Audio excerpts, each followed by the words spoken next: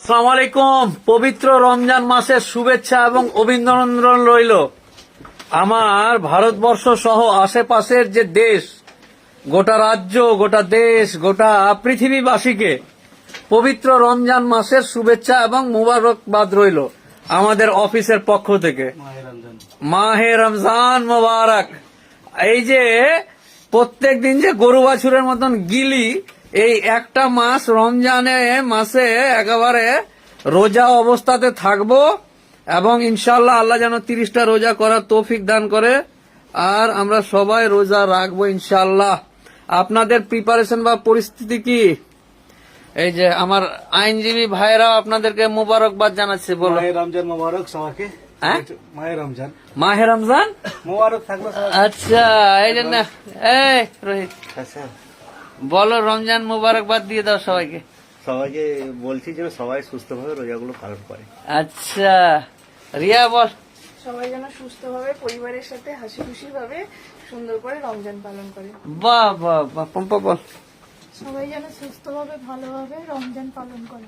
আচ্ছা, সবাই যেন সুন্দরভাবে পরিবারের সঙ্গে মিলে আনন্দ মনে একদম রমজান পালন করে। সবাই যেন রোজার মাসটা খুব ভালোভাবে সুস্থভাবে পালন করে, এটাই মানে প্রার্থনা করছি। আচ্ছা বলো চন্দন, আমাদের মোহরি বাবু বলো। তুই রোজা আছিস নাকি এখন? আজকে করেছিস মনে হয়। তুই কবে থেকে রোজা? কালকে থেকে। তুই তো মনে হয় আজকেই করেছিস, তোর চোখ মুখ দেখে মনে হচ্ছে রোজা করে নিয়েছিস তুই। বল। ভারতবর্ষের সকল মুসলিম ভাইদের কাছে অনুরোধ, কালকে থেকে রোজা শুরু হচ্ছে, আপনারা সুস্থভাবে সুন্দরভাবে সুন্দর পরিবেশে রোজা পালন করবেন। বাহ, আলহামদুলিল্লাহ। বলুন, আপনি একটু বলুন। ভারতবর্ষের সব মুসলিম ভাইদের এই রোজার মাসটা সুষ্ঠুভাবে রোজা পালন করার জন্য আমি উপদেশ দিচ্ছি আর কি। রোজা রাখা মুসলিম ধর্মের ভিতরে এই যে রোজা রাখাটা খুব সুন্দর জিনিস।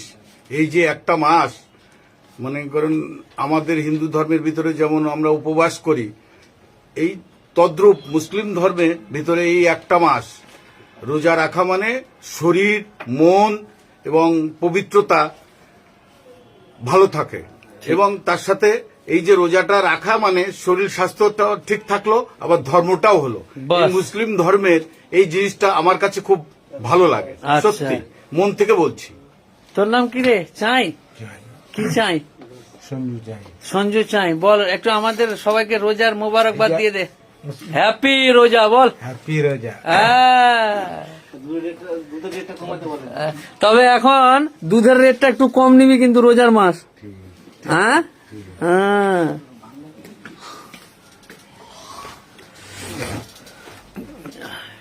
তাহলে রোহিত তো বলা হয়নি মনে হয়, তখন আর একবার বলে দে ভালো করে। সবাইকে সুস্থভাবে পরিবারের সাথে মিলেমিশে রোজা পালন করবে, রোজা উপভোগ করার। ঠিক আছে, থ্যাংক ইউ। পম্পা তো বলে দিয়েছিস তুই নাকি?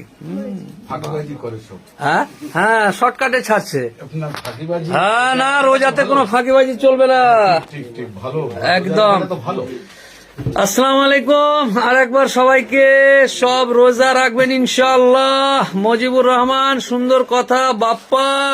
রোজা রাখবি নাহলে বানাবো। মারুফ মোল্লা, রোজা রাখবেন তো?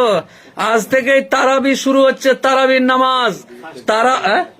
ফার্স্ট তারাবি মোবারকবাদ রইল। সবাই তারাবি পড়বে, নামাজ পড়বে আর রোজা রাখতে হবে সুন্দরভাবে। আব্দুল মতিন, রোজার মাস, সমস্ত শয়তান ইবলিস যারা আছে সবাইকে আল্লাহ কিন্তু জিঞ্জির পরিয়ে দিবে এই মাসে, বুঝতে পারলেন তো?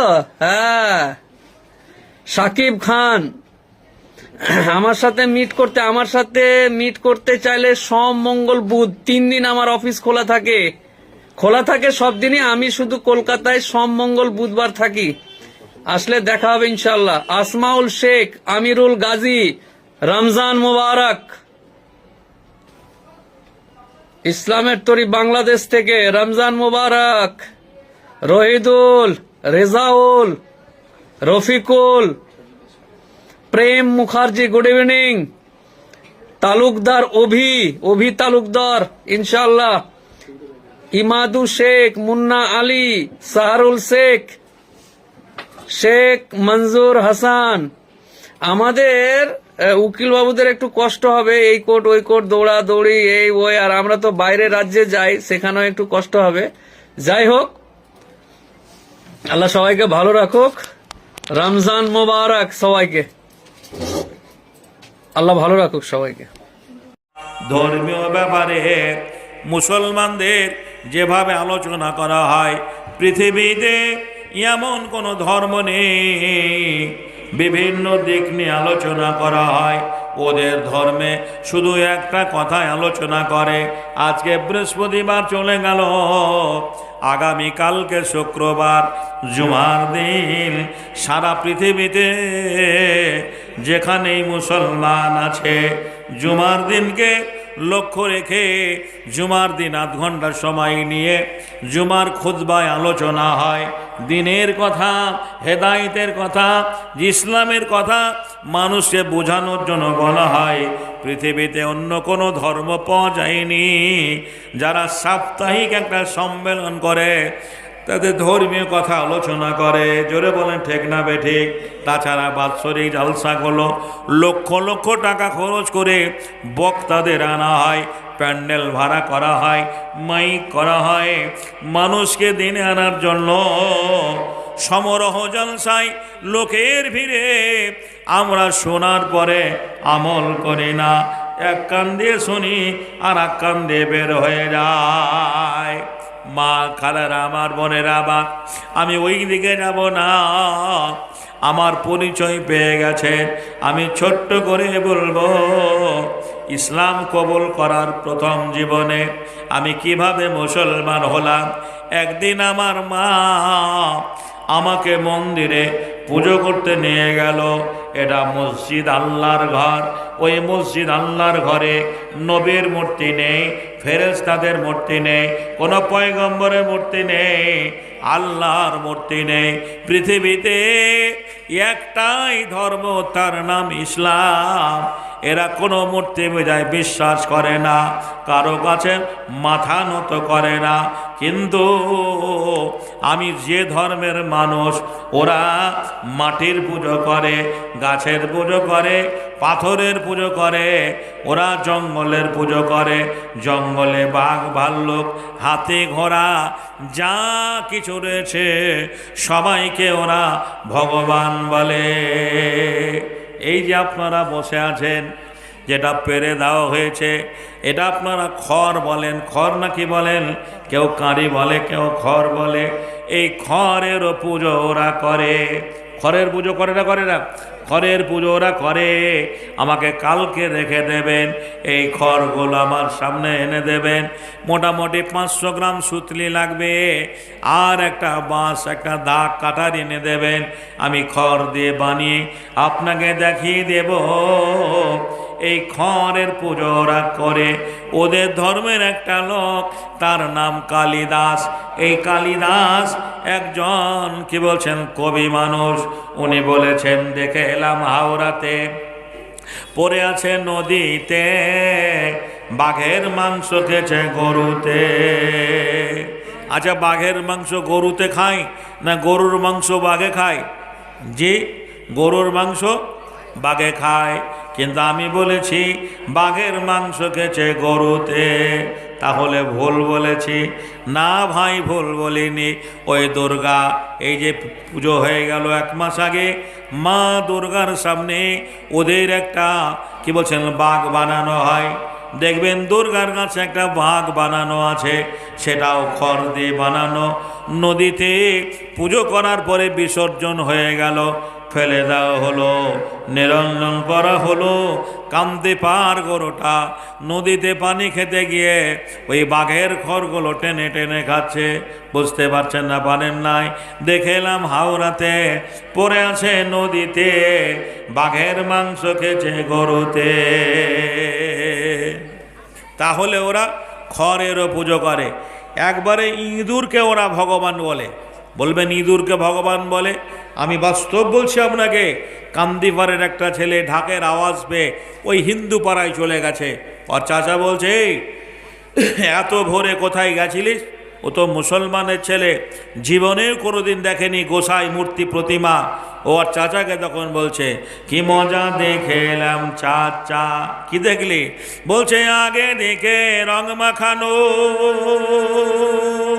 চাচা গো আগে দিকে রং মাখানো, ও তার পেছু দিকে খোঁচা, কি মজা দেখে এলাম চাচা। ও চাচা বলছে আর কি দেখলি? বলছে পেট মোটা ওই গনসা ছোড়া, তার মাথায় আছে হাতির মাথা। ঠাকুরের বর্ণনা দিচ্ছে, বলছে একটা ছোড়া পেটটা মোটা, তার মাথায় হাতির মাথা বসা আছে। দেখেছেন না দেখেননি? বলে পেট মোটা হয়ে গনসা ছোড়া, তার মাথায় আছে হাতির মাথা।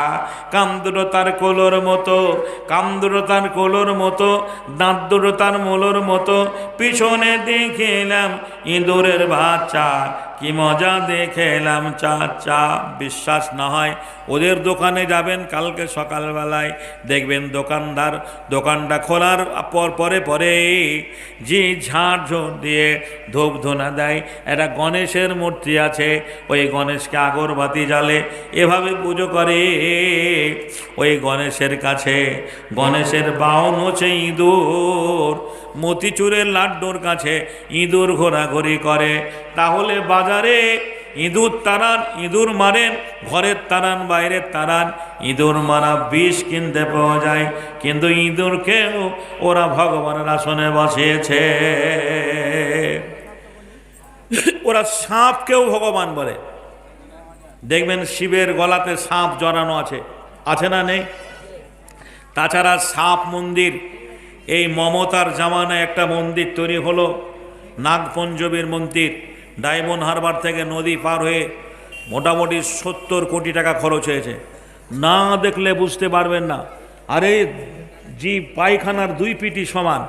আমরা মুখে বলছি বিজেপি আমাদের শত্রু, কিন্তু এই আজকের শাসক দল এরাও মুসলমানদের কম শত্রু নয়। এরাও চাইছে ভারতবর্ষটা, পশ্চিমবাংলাটা জি হিন্দু মানে হিন্দু ছাপে হোক। গোটা ভারতবর্ষটাকে এভাবে মডেল তৈরি করা হচ্ছে। সব জায়গায় দেখবেন শহরতলিতে হিন্দুদের সব কিছু করানো হচ্ছে। বন্ধুরে আমার, ভাইরা আমার, আমি প্রত্যক্ষদর্শী। এই মমতার জামানায় তৈরি হয়েছে নাগপঞ্চমীর মন্দির, 70 কোটি টাকা খরচ হয়েছে। না দেখলে বুঝতে পারবেন না এটা সাপের মন্দিরে এত টাকা খরচ করেছেন। বন্ধুরে আমার, ভাইরা আমার, বলতে যাচ্ছিলাম ও মা খালার আমার, ওরা সাপকেও ভগবান বলে। হাদিসে আছে, আল্লাহর নবী বলেছেন, তুমি নামাজে দাঁড়িয়েছো, বাড়িতে নামাজ পড়ছো, নামাজ শেষ হয়নি, দেখছো একটা সাপ চলে যাচ্ছে, নামাজটা ছেড়ে দাও, সাপটাকে আগে মারো, কেননা সে তোমার ক্ষতি করতে পারে। কিন্তু ওরা দুধ কলা দিয়ে সাপকে পুজো করে। কালিদাস ওদের ধর্মের লোক, মাঠ দিয়ে বাড়ি আসছে, একটা পুকুরে পদ্ম ফুল ফুটে আছে, ওই পদ্ম ফুল একটা ব্যাঙ বসে আছে, ওই ব্যাঙটাকে ধরার জন্য একটা সাপ গেছে। সাপটাকে দেখে ব্যাঙটা পানিতেই লাফ মেরে দিল। কালিদাস তখন বলেছেন, হরির ওপরে হরি, হরি শোভা পায়, হরিকে দেখিয়া হরি হরিতে লোকায়। কালিদাসের পরিভাষায় জল হরি, ব্যাঙ হরি, সাপ হরি।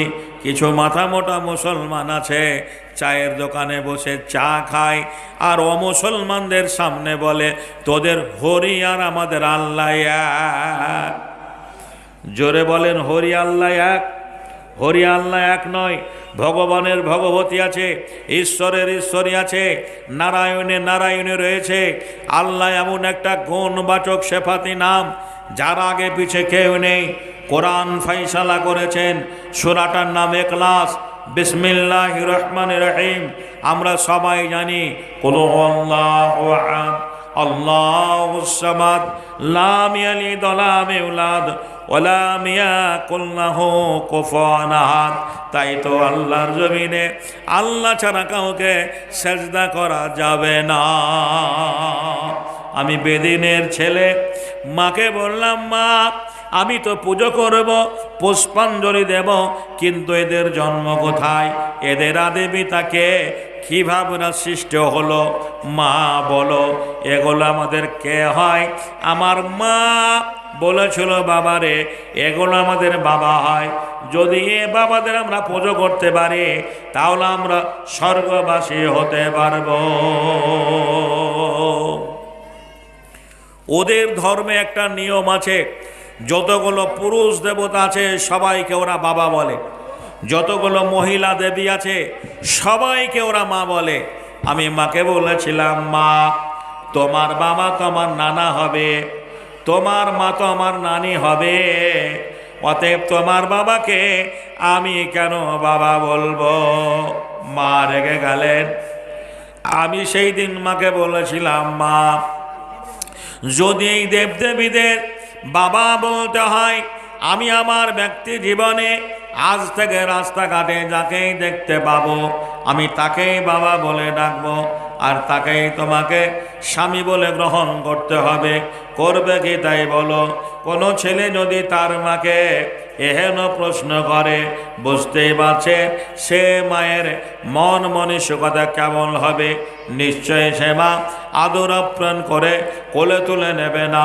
উগ্র মেজাজ নিয়ে মায়ের সঙ্গে কথোপকথন শুরু হয়ে গেল। মা কে বলেছিলেন, মায়ের প্রত্যুত্তরে কি জবাব দিয়েছি?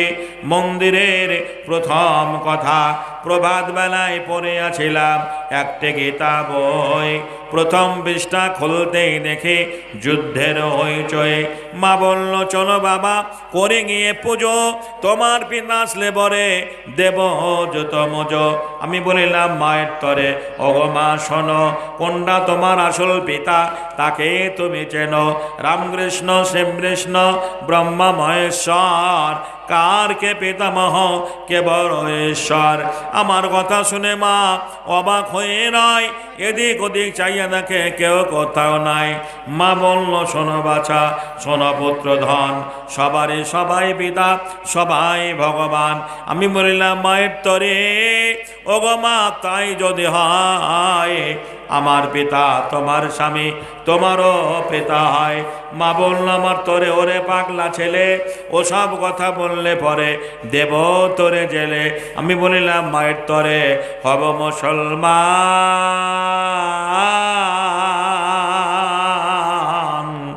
নামাজ পড়ে রোজা রেখে আনিব ঈমান।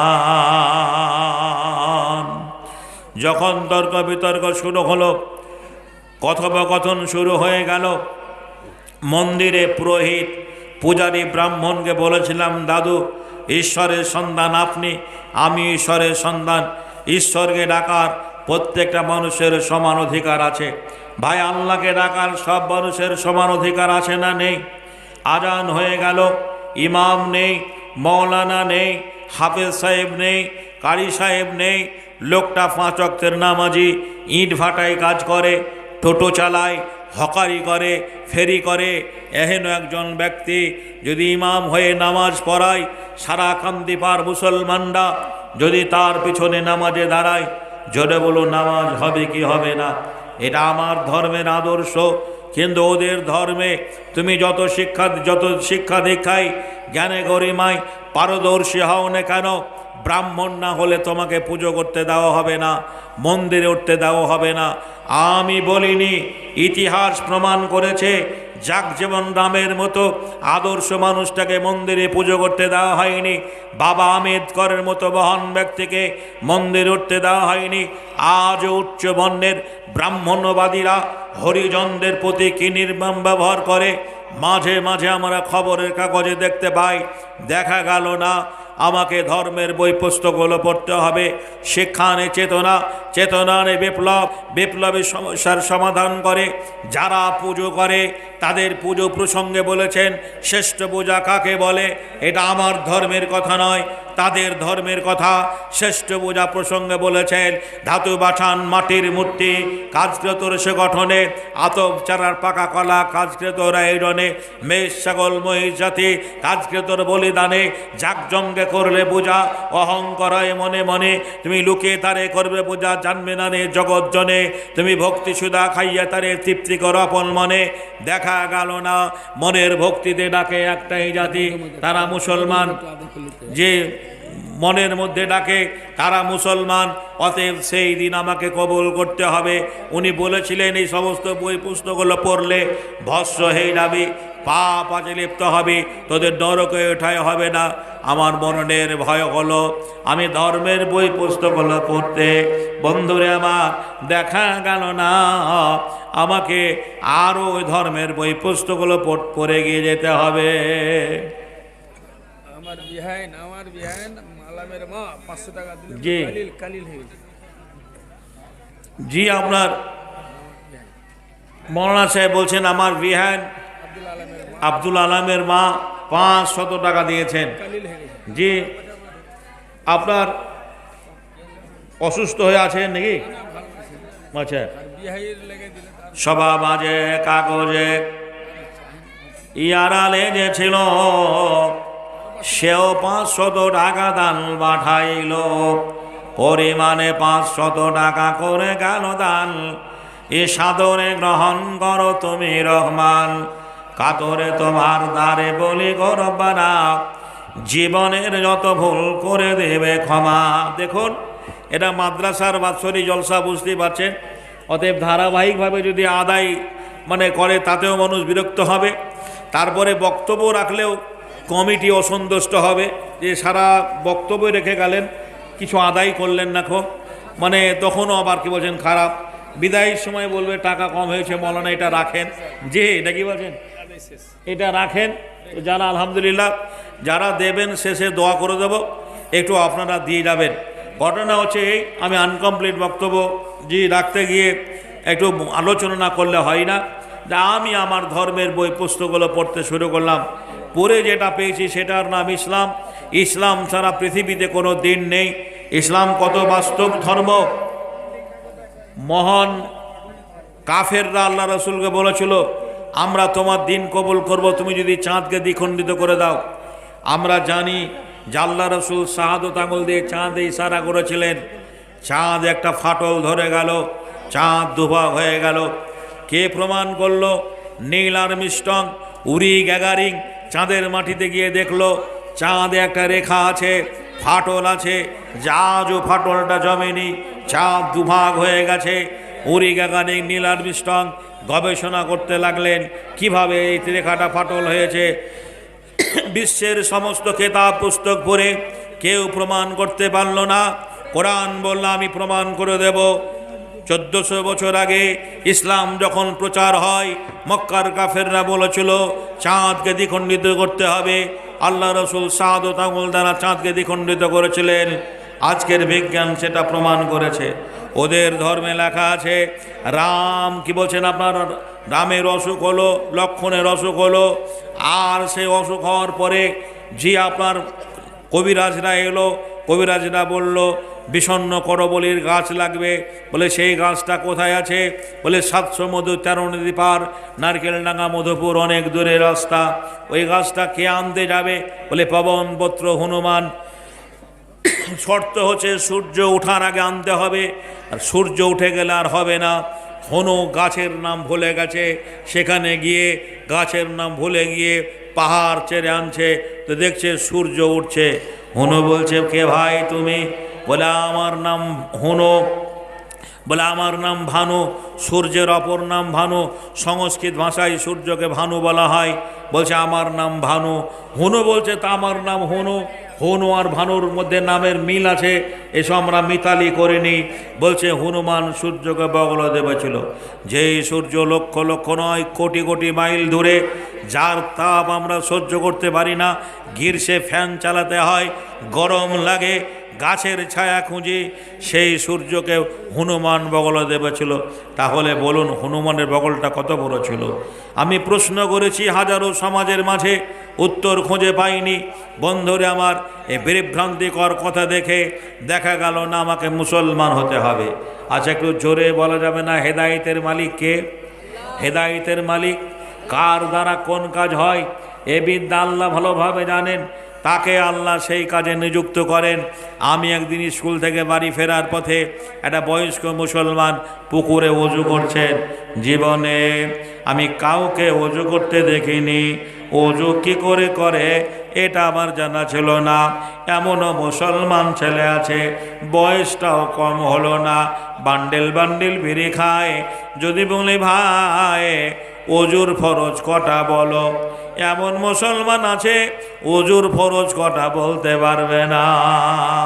আমি হিন্দুর ছেলে, মুসলমান লোকটা অজু করলো, কেমন করে অজু করলো, কিভাবে অজু করলো, ওইটা ফলো করে আমি বাড়ি চলে এলাম। বাড়ি এসে মাগরিব হয়ে গেছে, মুসলমানদের মসজিদে আজান হচ্ছে, মন্দিরে পুজো হয় বলে মাহরয় দুইটি ছেলে হিন্দু মুসলমান মন্দিরেতে ঘণ্টা বাজে, মসজিদে আজান একটা ভাগি করে, মাটির মূর্তি তৈরি করে ভক্তি ভরে পূজা করে, বলেন ভগবান। মাহরয় দুইটি ছেলে হিন্দু মুসলমান একটা ভাগি করে। অতীত রাতে মিনার চোরে আল্লাহু আকবার, আল্লাহু আকবার। অতীত রাতে মিনার চোরে উচ্চ স্বরে আজান পড়ে দয়াল খোদাই ডাকে তারে, বলেন রহমান। মাহরয় দুইটি ছেলে হিন্দু মুসলমান, মন্দিরে পুজো হচ্ছে, মসজিদে আজান। হেদায়েতের মালিক আল্লাহ। আমি মাঠে গিয়ে অজু করার মতোই হাত মুখ ধুয়ে বাড়ি এসে দরজা বন্ধ করে নামাজ আরম্ভ করব। শুনেছি ছবির সামনে নামাজ হবে না, মুসলমান বন্ধুরা বলেছে ছবির সামনে নামাজ হবে না। হাদিসে আছে আল্লাহর নবী বলে গেছেন, যে বাড়িতে জীব জানোয়ারের ছবি থাকে সেই বাড়িতে রহমতের ফেরেশতা আসে না। আমরাও মুসলমান, আমাদের বাড়িতে কালী, দুর্গা, লক্ষ্মী, সরস্বতী, রাধা, কৃষ্ণ এই ছবিগুলো রয়েছে। এই ছবিগুলো মুসলমানদের বাড়িতে পাওয়া যাবে না। না আছে? এই ছবিগুলো নেই। তবে যখন সিনেমার বাজার ছিল, মাঝে মাঝে ভিডিও হল গ্রামে ছিল, তখন জয়াপ্রদা, হেমা মালিনী, মাধুরী, শাহরুখ খান এদের বাজার ছিল। এদের ছবিগুলো ঘরে টাঙিয়ে রাখতো মুসলমান যুবক ছেলেরা, ঘরে টাঙিয়ে রাখতো। আর তাছাড়া ছবি দেখার জন্য তো মেশিন আছে। এ মেশিন কেমন মেশিন? বলে চোখ গেল, কান গেল, মান গেল, ইমান গেল রে, ডিসাউন্ড নাই টিভির জ্বালায়। নাউজুবিল্লাহ, নগ্ন ছবি ফেলছে বেকায়দায়, ডিসাউন্ড নাই টিভির জ্বালায়। বড় সাহেবের বেবেরা সব বেশিয়ার দেখে, কসমেটিক আর লিপস্টিক ঠোঁটে মুখে মেখে। বেগম কোথায় নাচর জামাই সাহেবের নাই জানা, বলো ফিল্মে রঙিন আলোয় বাবু যে রাত কানা, ডিসাউন্ড নাই টিভির জ্বালায়, সিডির জ্বালায়। দুনিয়া পাগলা হয়ে গেছে।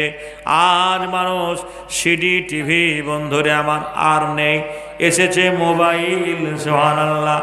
আর সামনে দিকে কেউ কি বলছেন নজর করে না, শুধু এই দিকে নাকি বলছেন, শুধু এই দিকে। সুবহানাল্লাহ। ভাইজানের আমার, বন্ধুরে আমার, আমি ছবিগুলোকে উল্টে উল্টে বেমুখ করে সেদিন নামাজে দাঁড়িয়েছিলাম। আল্লাহকে বলেছিলাম, আল্লাহ গো, আয় রব্বুল আলামিন, আমি বেদিনের ছেলে, আমার নামাজকে তুমি কবুল করে নিও। আর কতকাল থাকিবি রে তোরা বেনামাজি হইয়া, পিছন দিকে চাইয়া দেখ তোদের বেলা গেল বইয়া। মুসলিম ঘরে জন্ম লয়ে নামাজি পড়লি না, ছোট থেকে বড়ই হলি মসজিদ চিনলি না, গায়ের জোরে সবই করলি ইমান আনলি না, পেটের জ্বালাই সবই খেলি হারাম হালাল বুঝলি না, মাহারালি মাফারালি কেঁদে কাউকে পেলি না, ছোট থেকে বড়ই হলি কোরআন হাদিস মানলি না। এই তো তোর আল্লাহর বান্দা, বলবি কি গিয়ে তারে, গোরের মাঝে আযাব হবে, কানবে বারে বারে, জেল খাটিয়ে ছাড়বে রে তোর, পাবি কত সাজা, পুলিশের হাতে পার হতে তুই দেখবি তাতে মজা, জাহান্নামী হবি রে তুই নামাজ পড়লি না। পবিত্র রমজান মাসে রোজা রাখলে না। আমি পরের দিন স্কুলে গেলাম, সহপাঠী মুসলমান ছেলেদের বললাম, ভাই তোরা যে নামাজ পড়িস ওই নামাজের কায়দাকরণ আমাকে শিখিয়ে দিতে হবে, জানিয়ে দিতে হবে। মুসলমানের ছেলেরা আমাকে বলেছিল, দেখ মিলন, আমরা মুসলমান বটে, কিন্তু ঈদ একবার যাই, বকরিদ একবার যাই, সবাইরা করে, আমরাও তাই করি। আমি বেদিনের ছেলে, মুসলমানদের কাছ থেকে নামাজের কায়দাকরণ জানতে পারলাম না। একদিন বাংলায় একটা দিনিয়াত শিক্ষা বই চোখে পড়ল, আজও বইটা বাজারে কিনতে পাওয়া যায়। দিনিয়াত শিক্ষা বইটা আমি কিনে রাত্রিবেলায় পড়ে দেখছি আরবি ভাষায় লেখা আছে। তখন আমি বেদিনের ছেলে, আরবি পড়তে জানতাম না, ওই আরবিটা বাংলায় লেখা আছে, বিসমিল্লাহির রহমানির রহিম, আলহামদুলিল্লাহি রাব্বিল আলামিন, আর রহমান রহিম, মালিক ইয়াউমিদ্দিন, ইয়াকা না'বুদু ওয়া ইয়াকা নাস্তাইন, ইহদিনাস সিরাতাল মুস্তাকিম।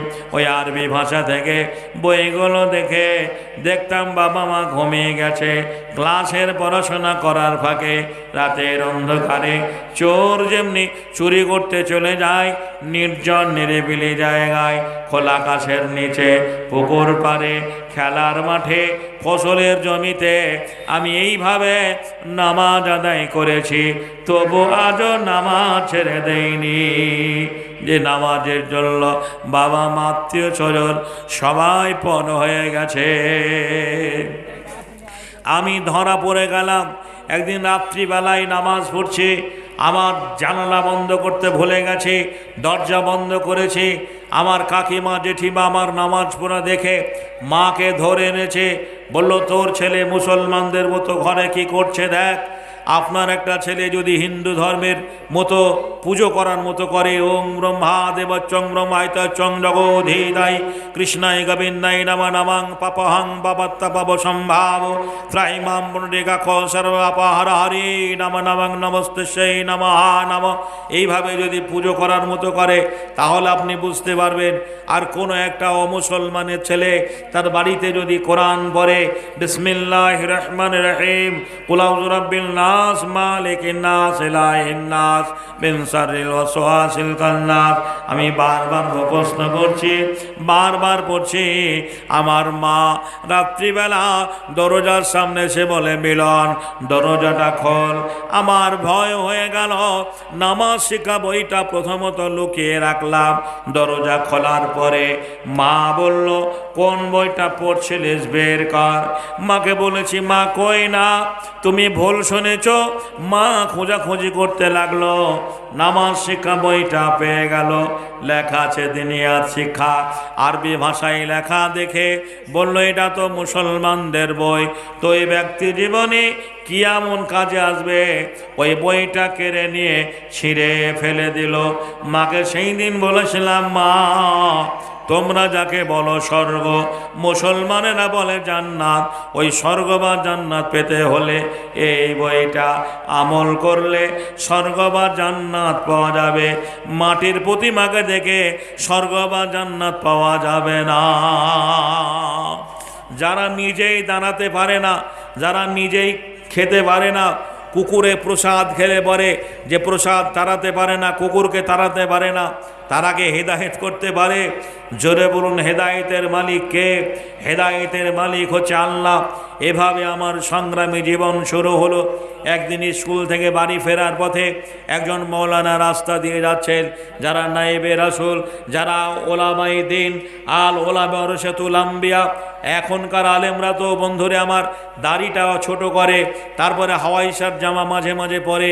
সেদিনের আলেমরা তাদের পোশাক আশাক দেখে, যে বন্ধুরে আমার একটা ডাক্তারকে দেখলে যেমনি অসুখের কথা মনে পড়ে, তেমনি একটা আলেমকে দেখলে পরে পরকালের কথা মনে পড়ে, আল্লাহর কথা মনে পড়ে। আমি আলেমকে দেখে সালাম দিয়ে বললাম, মৌলানা সাহেব, হিন্দুদের বাড়িতে নামাজ পড়া হবে কি হবে না? হিন্দু মুসলমান গায়ে লেখা নেই। আপনার আমাকে যে পোশাকে দেখছেন এমনি পোশাক তখন আমার ছিল না। আমি করলাম কি, জি আমি বললাম রব্বুল আলামিন সব নামাজ আমার বেকার হয়ে গেছে, বৃথা হয়ে গেছে। উনি বললেন ওরা পেচ্ছাপ করে পানি নেয় না, নাপাক অবস্থায় থাকে, বিভিন্ন রকমের দেবদেবীর পুজো হয়, ওদের বাড়িতে নামাজ না পড়াটাই ভালো। আমি বাড়িতে নামাজ পড়া বন্ধ করে দিলাম। দেখলাম না, আমাকে এভাবে লুকিয়ে লুকিয়ে নামাজ আদায় করতে হবে। ক্লাসের পড়াশোনা করার পরে রাতের অন্ধকারে চোর যেমনি চুরি করতে চলে যায়, আমি নির্জন নিরিবিলি জায়গায় খোলা আকাশের নিচে পুকুর পাড়ে খেলার মাঠে নামাজ আদায় করতে গিয়ে একদিন ধরা পড়ে গেলাম। পার্শ্ববর্তী গ্রামের একটা মুসলমান আমার নামাজ পড়া দেখে ফেলল, বলল তুমি তো হিন্দুর ছেলে, গতকালকে এই মাঠে এই জায়গায় তুমি নামাজ পড়েছিলে, তোমার মাথা কি খারাপ হয়ে গেছে? বললাম চাচা আমি অমুসলমান হলেও নামাজকে শ্রদ্ধা করি, নামাজকে ভালোবাসি। মুসলমান লোকটা কেঁদে ফেললো, বলল আমরা অনেক শান সূত্রে মুসলিম হয়েও 5 ওয়াক্ত নামাজ আমরা সময় দিতে পারিনি, শুক্রবার জুমায় যাই। আচ্ছা ঠিক না বেঠিক বলুন? শুক্রবারের দিন মসজিদে মুসল্লিতে জায়গা হয় না, নাকি বলছেন? গোটা মসজিদ ভরে যায়। শুক্রবারে যেভাবে আমরা নামাজ পড়ি, অন্য অক্তে সেইভাবে নামাজ আমরা পড়ি না। যদি অন্য অক্তে সেইভাবে নামাজ পড়তাম তাহলে গ্রামে বেনামাজি থাকতো না, সবাই ইমানদার হয়ে যেত। কিন্তু শুক্রবারকে আমরা গুরুত্ব দিই, জুমার নামাজটাই পড়ি, বাদবাকি আমরা কোনো নামাজে গুরুত্ব দেই না। মুসলমান লোকটা বলল জুমার দিন একদিন যাই, ঈদ বকরিদে নামাজ পড়ি, তুমি একটা অমুসলমানের ছেলে হয়ে আল্লাহর ভয়ে ভীত হয়ে জান্নাতের আশায় জাহান্নামের আগুন থেকে পরিত্রাণ পাওয়ার জন্য এত কষ্ট করে লুকিয়ে লুকিয়ে নামাজ পড়ো, কি বলে কৈফিয়ত দেব ভেবেই পাচ্ছি না। মুসলমান লোকটা আমাকে বাড়ি নিয়ে গেল, বলল তুমি আমার ছেলের মতো, সন্তানের মতো, যখন আজান হবে আমার বাড়িতে অজু করা পানি দেওয়া হবে, যাই নামাজ দেওয়া হবে, তুমি আমার বাড়িতে অজু করে নামাজ পড়ে চলে যাবে। সুবর্ণ সুযোগ এসে গেল, আমার জীবনে নামাজ আর কাজা হয় না। যখন আজান শুনি মুসলমান লোকটার বাড়িতে আমি জোহরের নামাজটা পড়ে আসি, আসরের নামাজটা পড়ে আসি, মগরিবের এশার নামাজটা পড়ে আসে। বাবু গো বলুন, একটা অমুসলমানের ছেলে মুসলিম মহল্লায় প্রতিদিন একটা মুসলমানদের বাড়িতে 5 বেলা যদি যাওয়া আসা করে, লোকে সমালোচনা করবে কি করবে না? যারা যেই প্রকৃতির লোক, যেই ধরনের লোক, সেইভাবে সমালোচনা শুরু হয়ে গেল। বললাম চাচা আপনাকে যদি কেউ জিজ্ঞাসা করে, জানতে চাই আপনি কি করবেন, বলো তাই তো কি করা যায়? আমি বললাম কতগুলো মুসলমান ছেলে মেয়েকে ঠিক করে দিন, আমি তাদের টিউশনি করাবো, প্রাইভেট পড়াবো। আমার নিয়াত ইন্নামাল আমালু বিন্নিয়াত, আমার উদ্দেশ্য আপনার বাড়ি নামাজ পড়ার জন্য আসা, কেউ যেন বুঝতে না পারে আমি এমনি কৌশল করে ব্যক্তি জীবনে তার বাড়িতে টানা 2 বছর নামাজ আদায় করেছিলাম। একদিন মুসলমান লোকটাকে বললাম চাচা আর আমি এই ধর্মে থাকবো না, আমি মুসলমান হয়ে যাব। উনি আমাকে বাধা দিয়ে বলেছিলেন তুমি পড়াশোনা করো, এগিয়ে চলো, সুদূর ভবিষ্যৎ নষ্ট করো না। আমার মরণের ভয় হলো। পথ দুর্ঘটনায় মুসলমান লোকটা রুজি রুটি করতে গিয়ে লরির সঙ্গে অ্যাক্সিডেন্ট হয়ে মারা গেল। ইন্না লিল্লাহি ওয়া ইন্না ইলাইহি রাজিউন। আপনারা এতগুলো মানুষ আজকে এখানে বসে রয়েছেন, কালকে কেউ আপনারা রসাকুয়া, কেউ হয়তো দোমোহনা, কেউ হয়তো কি বলছেন কিষানগঞ্জ, কেউ রায়গঞ্জ, বিভিন্ন জায়গায় কাজের সূত্রে আপনাদের ছুটাছুটি করতে হয়। লরিতে, ট্রাকে, বাসে কত মানুষ অ্যাক্সিডেন্ট হয়ে মারা যাচ্ছে আমরা দেখতে পাচ্ছি। আমাদের মধ্যে যে কেউ হারিয়ে যেতে পারে, আল্লাহ ভালো জানেন। মুসলমান লোকটা মারা গেল, আমি তার জানাজায় শরীক হলাম। ইসলাম ধর্মের সবচেয়ে আমাকে আদর্শ কনভিন্স করেছে, ভালো লেগেছে। আমার ফেলে আসা ধর্মের কেউ মারা গেলে পোশাক আশাক পরিবর্তন করা হয় না, ওরা যেভাবে মারা যায় শ্মশানে পুড়িয়ে দেয়, গোসল দেওয়া হয় না। মুসলমানদের একটা গরিব মানুষ মারা গেলেও জীবনের শেষ মুহূর্তে তাকে গরম পানি করে গোসল দেওয়া হয়। জোরে বলুন হয় না? হয় না? তাকে আতর সুরমা লাগিয়ে আস্তে করে কবরে রাখে। আমি আদর্শটা ভালো ফলো করে আমি ইসলাম কবুল করতে বাধ্য হয়েছে। আমি মাটি দিয়ে বাড়ি এলাম। আমার মা বলল মিলন তুই কবরস্থানে গেছিলি। ওদের ধর্মে কেউ মারা গেলে শ্মশানে পুড়িয়ে দেওয়ার সময় যদি চিতায় না জ্বলে তাকে বাঁশ দিয়ে পিটাই করা হয়, বাঁশ দিয়ে মারা হয়। বন্ধুরে আমার মা বলল তুই মুসলমানদের কবরস্থানে গেছিলি, তাকে মাটি দিয়েছিস, তুমি কি করে জানলে? বলে সমাজের কিছু মানুষ তোর বাবাকে শাসন করে গেল, তুই যদি গঙ্গা স্নান না করিস বাড়িতে উঠতে দাও যাওয়া হবে না। মা আমাকে পাথেয় খরচ দিল, আমি পাথেয় খরচ নিয়ে গঙ্গা স্নানের নামে বেরিয়ে পড়লাম। পাশের গ্রামে ফুটবল টুর্নামেন্টে অন্ডের খেলা হচ্ছিল, সারাদিন বল খেলাধুলো করে সন্ধ্যায় ঘরে ফিরলাম। আমার নিয়াত আমল বিল নিয়াত, আমার নিয়াত আসরের নামাজটা কাজা আছে, মাগরিব পড়া হয়নি, এখন আজান হচ্ছে, গধূলি লগ্নে মন্দিরে পুজো হচ্ছে, আজানের শব্দ শোনা যাচ্ছে। আমি কোনো একটা জায়গায় নির্জন নিরিবিলি জায়গায় নামাজটা পড়ে নেব। পৌষ মাসের কনকনে শীতে বাড়ি ফেরার পথে আমার একটা চাচাইতো বোন আমাকে দেখে হাউভাউ করে কাঁদতে লাগলো। বোনটাকে বললাম, কাঁদছিস কেন রে বোন, কি হয়েছে বল? বোনটা বলেছিল, দাদা স্বভাব তোর পূর্ণ হয়ে যাবে, আর দেরি করিস নে, বাড়িতে কেউ নেই, তোকে যারা দুনিয়া থেকে সরিয়ে দেবে তারা পাশের বাড়িতে নেশা করছে, মাংস দিয়ে মদ খাচ্ছে, তুই বাড়ি থেকে পালিয়ে যা। আপনারা ভুলে গেছেন MLMP হওয়ার জন্য নয়, রাষ্ট্রনায়ক হওয়ার জন্য নয়, সারা সার্বভৌমত্বে একত্ববাদের কথা মানুষের দরে পৌঁছে দেওয়ার জন্য যে দায়িত্ব আমার রাসূলকে দেওয়া হয়েছিল, সেই দায়িত্ব পালন করতে গিয়ে একদিন মক্কার কাফেররা রাসূলের বাড়িটা চারিদিক থেকে ঘেরাও করলো। নিজের বিছানায় হযরত আলীকে রেখে একটা চাদর চাপিয়ে দিয়ে গভীর রাত্রে সুড়ঙ্গ পথ ধরে আবু বকর দরজায় গিয়ে বলেছিলেন, আবু বকর চলো, আজ মক্কাবাসী ঘুমিয়ে গেছে, কেউ আজ জানতে পারবে না, আজ আমাদের মদিনায় চলে যেতে হবে। আল্লাহ রাসূল যে বছর হিজরত করেছিলেন, ইতিহাসের পাতায় তাকে হিজরত বলা হয়েছে। বুখারী হাদিসে রয়েছে, গারে সুর বলে একটা জায়গায় আল্লাহ রাসূল আত্মগোপন করলেন, যেখানে বিষধর সাপে আবু বকর সিদ্দিককে দংশন করেছিল। ইতিহাসটা বড় লম্বা।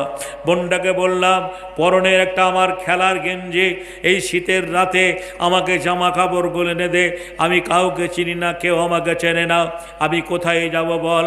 বারবার বলেছিল, দাদা তুই বাড়ি থেকে পালিয়ে যা। আমি গ্রাম ছাড়া হয়ে গেলাম, যে গ্রামে বড় হয়েছি, যারা আমার আপনজন তারা আমার পর হয়ে গেল। ওই তো আমার গ্রামের মানুষ আমাকে ধরার জন্য, তল্লাশি করার জন্য হই হল্লোর করে লোক বেরিয়ে আসছে। এখনই যদি রাস্তা দিয়ে যায়, রাগে বশীভূত হয়ে তারা মেরে দেবে। আল্লাহ আমার দ্বারা দিনের খেদমত করে নেবেন বলে আজও আল্লাহ আমাকে বাঁচিয়ে রেখেছিলেন। আমি একটা গাছে উঠে পড়লাম, এটা আপনাকে বাস্তব ঘটনা বলছি, আপনাকে কোনো বই পুস্তকে তুলে এনে মুখস্থবিদ্যা শোনাচ্ছি না। আমি সারা রাত গাছে কাটিয়ে দিলাম, কত শিশির কত কুয়াশা আমার উপর দিয়ে চলে গেল। ফজরের আজান ভেসে এলো, আসসালাতু খায়রু বিদান দাও। ওই তো মুসলমানদের মিনারে আজান, নামাজি মুসল্লিরা নামাজ পড়তে আসবে। আমি ভোরবেলায় গাছ থেকে নেমে মুসলমানদের গ্রামে মসজিদের দরজায় এসে বলেছিলাম, ওগো আমি একটা বেদিনের ছেলে, আপনাদের কাছে এসেছি আমি কালেমা পড়ার জন্য, আপনারা আমাকে কালেমা পড়িয়ে মুসলমান করে নিন। মুসলমানদের দুটো দল হয়ে গেল, একটা দল হলো হিজবুল্লাহ, হিজবুল্লাহ দল মানে আল্লাহর দল, আর একটা দল হলো রাজনীতির দল। আল্লাহর লোকেরা বলল আমরা লোকটাকে ছেলেটাকে মুসলমান করে নেব, আর যারা রাজনীতির দলের লোক তারা বলল আমরা যদি মুসলমান করি কালকে বাজারে চায়ের দোকানে পার্টি অফিসে দেখা হবে, বলবে সালাম ভাই রহিম দা তুমি আমাদের ছেলেটাকে মুসলমান করে নিয়েছো। তাদের মরণ্য জয় করার জন্য মুসলমান নেতারা থানায় খবর দিলেন, পুলিশের গাড়ি এলো। যাদের স্নেহ ভালোবাসা পাওয়ার জন্য আমি ছুটে এসেছিলাম, স্নেহ ভালোবাসার বিনিময়ে মুসলমানদের মসজিদ থেকে প্রশাসন আমাকে ধরে নিয়ে গেল। সারাদিন লোকাপের 3 দিন বন্দি থাকলাম, মারের যন্ত্রণা সহ্য করতে না পেরে আমি বলেছিলাম, স্যার আমাকে মারবেন না, আমি চোর নই, চোরের ভয় নই। ভারতবর্ষ গণতান্ত্রিক দেশ, এই দেশে খ্রিস্টান কেউ যদি অন্য ধর্ম গ্রহণ করে, হিন্দু অন্য ধর্ম গ্রহণ করে, বন্ধুরে আমার ভাইরা আমার, সে অধিকার তাকে দেওয়া হয়েছে।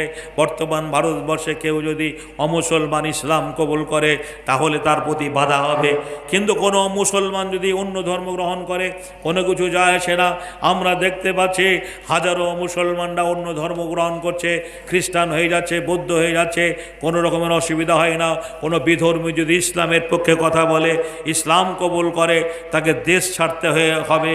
তার প্রমাণ ডাক্তার জাকির নায়েক সারা পৃথিবীতে একজন কি বলছেন আজকের যুগে, বন্ধুরে আমার জি আপনার কি বলছেন কম্পিউটার বলা যেতে পারে, সেই মানুষটা ইসলামের পক্ষে কথা বলার জন্য তাকে এই দেশ ছেড়ে মালয়েশিয়ায় চলে যেতে হয়েছে।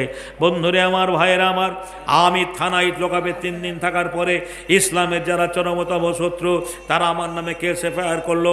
মুর্শিদাবাদ জেলার প্রাণকেন্দ্র বহরমপুর, আমি কারা জেলে 3 মাস সময় 90 দিন থাকলাম। 90টা দিন জেলে ছিলাম। আমার আত্মীয় স্বজন আপনজনেরা মাঝে মাঝে জেলখানায় দেখতে যেত। জেল সুপার বলেছিল, তুমি ভালো ছাত্র, সুদূর ভবিষ্যৎ নষ্ট করো না, তুমি তোমার ধর্মে ফিরে যাও। আমি বলেছিলাম, ভালো মন্দের মালিক আমার আল্লাহ, সারা জীবন যদি রেখে দেন তাও ভালো, কখনো কোনো দিন আর আমি আমার ধর্মে ফিরে যাব না। আমাকে কোর্টে উঠানো হলো। জজ বললেন, তুমি কেন মুসলমান হবে? মুসলমানরা কি লোভ দেখিয়েছে, প্রলোভন দিয়েছে? আমি বলেছিলাম, না স্যার, মুসলমানরা কেউ প্রলোভন দেয়নি, লোভ দেখায়নি। আমি কোনো মুসলিম মেয়ের প্রেমে পড়ে নয়, আমি স্বেচ্ছায় সুস্থ সবল মস্তিষ্কে আপন ইচ্ছায় ইসলাম কবুল করতে এসেছি। ভারতীয় সংবিধানের প্রতি আস্থা রেখে আমি ভারতবর্ষের সুনাগরিক হয়ে সরকার মহোদয়ের কাছ থেকে রেজলিউশন করে এফিডেভিট করে আমি হয়ে গেলাম আপনাদের ধর্মীয় ভাই। জোরে বলুন আলহামদুলিল্লাহ। ভাইজানেরা আমার, ভাইয়েরা আমার, আমি আমার ব্যক্তি জীবনে বাপের আমি একটাই ছেলে, আর আমার কোনো ভাই ছিল না। 2টো বোন, তাদের বিয়ে হয়ে গেছে। আজও বাবা মা আত্মীয় স্বজন আপনজনেরা বেঁচে আছে। শুধু ঈমান আনার জন্য সর্বস্ব সব কিছু পরিত্যাগ করে আমি ইসলাম কবুল করেছি। আপনাদের কাছে সার কথা হচ্ছে এটাই, আমি যদি একটা বেদিনের ছেলে হয়ে আমার পাশে দাঁড়িয়ে আছেন ভাইয়ের আমার আব্দুল ওদুদ, এই বেদিনের ছেলে সারা বাংলায় বক্তৃতা করতে গিয়ে আমার কাছে 17 জন ভাই ইসলাম কবুল করেছেন। রিসেন্টলি একজন এই লকডাউনের কি বলছেন 2 বছর লকডাউনের মাঝে আমার এলাকার একজন মুসলমান অমুসলমান ইসলাম কবুল করেছিলেন, সপরিবারে 2টো ছেলে আর স্ত্রী। আর সে বন্ধুরে আমার, আরএসএসের লোকেরা করোনা হয়েছে বলে বাড়ি থেকে উঠিয়ে নিয়ে গিয়ে মাঠে তাকে পেট্রোল ধরে পুড়িয়ে দেওয়া হয়েছে। বন্ধুরে আবার, ভারতবর্ষে মুসলমানদের ক্ষমতা নেই, সব ক্ষমতায় তাদের। তাই আমরা সেদিন ডুকরে ডুকরে কেঁদেছি। ছেলে 2টো আজও বেঁচে রয়েছে। আমরা এলাকার কিছু মুসলমানদের কাছ থেকে চাঁদা বর্তা তুলে এটা টোটো কিনে দেওয়ার ব্যবস্থা আগামী দিনে করেছি। বন্ধুরে আবার, ভাইয়েরা আবার, সারা বাংলায় বক্তৃতা করতে গিয়ে আমার কাছে 17 জন ভাই ইসলাম কবুল করেছেন, মুসলমান হয়েছেন। তার মধ্যে আব্দুল ওদুদ ভাইকে দেখতে পাচ্ছেন। আপনার জেলার মানুষ, এই জেলায় বাড়ি, ইসলাম কবুল করে কালেমা পড়ে মুসলমান হয়েছেন, সপরিবারে ছেলে মেয়ে সবকে নিয়ে। মগরিবের আগে, মগরিবের নামাজের পরে তাকে একটু সময় দেওয়া হয়েছিল, তখন লোকজন হয়তো ছিল না। উনি 2টো কথা আলোচনা করছিলেন আপনাদের সামনে। আমি আপনাদের কাছে যেটা বলতে যাচ্ছিলাম, সত্যই বড় কষ্ট হয়, দুঃখ লাগে। একটা কথা আপনাদের বলবো, রাসূলের জামানায় যারা ইসলাম কবুল করেছিলেন তাদেরকে মুহাজিরিন, রাসূলের জামানায় যারা ইসলাম কবুল করেছিলেন তাদেরকে সাহাবী বলা হয়। এই সাহাবীরা যখন মক্কা ছেড়ে মদিনায় চলে গেলেন, তো মদিনার আনসারীরা সার্বিকভাবে সাহায্য করেছিলেন, অর্থ দিয়ে, জমি দিয়ে, জায়গা দিয়ে, এমনকি নিজের বিবিকে দিয়েও। বর্তমানে আজকে কেউ যদি ইসলাম কবুল করে, সারা জীবন তাদেরকে নবমুসলিম হতে হয়, থাকতে হয়। কারণ একটাই, মুসলমানদের সেই সংস্থা আছে, সেই অর্থ আছে, সেই টাকা আছে, কিন্তু ঠিকভাবে তারা পায় না। কেননা ফেতরা, কোরবানি, ওষুধ, জাকাতের মাল কারা কারা পাবে, এই কথাটা আল্লাহ বলতে গিয়ে 8টা হকদারের কথা বলেছেন। ওখানে ইয়াতীমের কথা বলেছেন, মিসকিনের কথা বলেছেন, অসহায় দুস্থ মানুষের কথা বলেছেন, জিহাদ ফান্ডের কথা বলেছেন। আমাদের মতো মানুষের কথা মাথায় রেখে আল্লাহ বলেছেন, মুআল্লিফাতুল কুলুব, যারা ধর্মান্তরিত মানুষ, সর্বস্ব সব কিছু পরিত্যাগ করে ইসলাম কবুল করেছে, মুসলমান হয়েছে, এরা তোমার দিনী ভাই। এই দিনী ভাইদের প্রতি তোমরা লক্ষ্য রাখবে। আজকে সর্দার যাকে করা হয়েছে, সমাজের নেতা যাকে করা হয়েছে, এই সর্দার মূলর মাতব্বররা, বন্ধুরে আমার, যেভাবে টাকা বিলি করে সেইভাবে যদি লক্ষ্য রাখে, এই নবমুসলিমের প্রতি একটু লক্ষ্য রাখতো, তাহলে একটা নবমুসলিম 10টা টোটোর মালিক হতো। এটা বাস্তব সত্য বলছি। বন্ধুরে আমার, ভাইয়েরা আবার, আমি 1992 সালে বাবরি মসজিদ ভাঙার পরে 93-এর ফার্স্ট ইয়ার ইসলাম কবুল করেছি।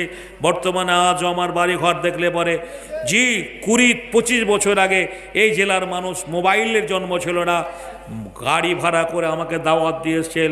আমার সেই মাটির বাড়ি, টালের ছাউনি, আজও সেই বাড়িটাই আছে।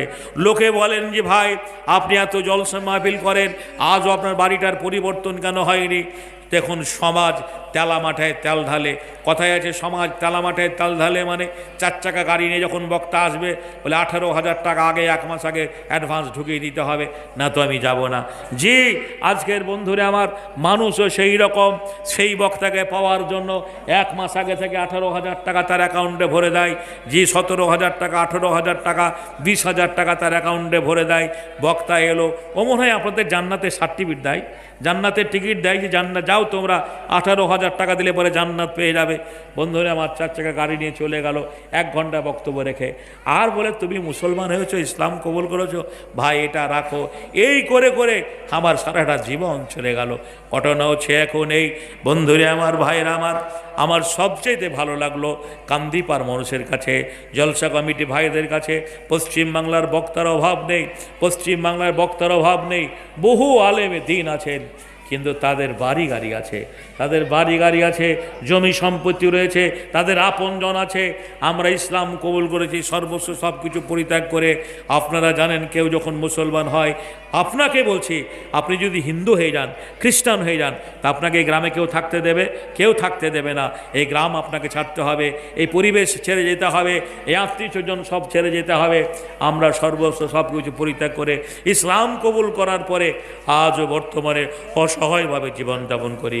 2 বছর ধরে টানা লকডাউন গেল। এই লকডাউনে জলসা জুলসা কি বাড়ি নেই, বন্ধুরা আমার ছিল না। তারপরে এবছর আর তো হয়তো জালসা সবে মাত্র এই কী বলছেন কয়েকটা করেছি, আর আজকে একটা করলাম, আর তারপরে সামনে আগামী দিনে আর নেই। এলাকার মানুষ যদি অ্যাডিশনাল বক্তা হিসাবে 4টা বক্তার মধ্যে একটা বক্তা নওমসিদ ভাইবুল্লাহ থাক, এই মানসিকতা নিয়ে যদি দাওয়াত করেন, আমি কিছু দিতে পারবো না, ভালো কথা হয়তো শোনাতে পারবো না, কিন্তু বেঁচে থাকার একটা রাস্তা ভালো হবে। আপনাদের দানে, আপনাদের সহানুভূতিতে আমরা বেঁচে থাকলে পরে আমাদেরকে ফলো করে আরও অমুসলমানরা ইসলাম কবুল করবে, মুসলমান হবে। জোরে বলুন ঠিক না বেঠিক?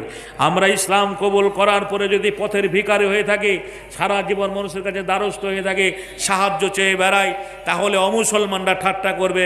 দেখ, তুই বাপের একটা ছেলে ছিলিস, আজ জমি সম্পত্তি সব ফেলে মুসলমানদের কাছে ভিখারি হয়ে গেছে, তারা ঠাট্টা করবে।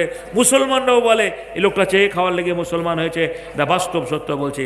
যারা মাদ্রাসা করে তারা মাদ্রাসা নিয়ে ব্যস্ত, যারা মসজিদ করে তারা মসজিদ নিয়ে ব্যস্ত, যারা জলসা করে তারা জলসা নিয়ে ব্যস্ত। ওরা মনে করছে আমার জলসা হলে হবে, আর কেউ পাক আর না পাক। জোরে বলেন ঠিক না বেঠিক? কিন্তু আমাদের মতো লোক যারা ইসলাম কবুল করেছেন, ধোকে ধোকে ধোকে ধোকে তিলে তিলে তারা এভাবেই জীবনযাত্রা নিয়ে বেঁচে আছেন। তার মধ্যে আমার একজন আব্দুল ওদুদ ভাই, উনি একজন সাংসারিক মানুষ, 2 ছেলে মেয়ের বিয়ে দিয়েছেন, আর 3টে ছেলে মেয়ে সবাই লেখাপড়া করে। এই লোকটা ভূমিহীন মানুষ, 1 কাঠাও জমি জায়গা নেই, ইসলাম কবুল করেছেন, সর্বস্ব সব কিছু পরিত্যাগ করে এসেছে। পরিত্যাগ করে আপনাদের এলাকার মানুষ যদি তার প্রতি সহানুভূতি করে, সহানুভূতি দেখায়, আল্লাহ আপনাদের ভালো করবে।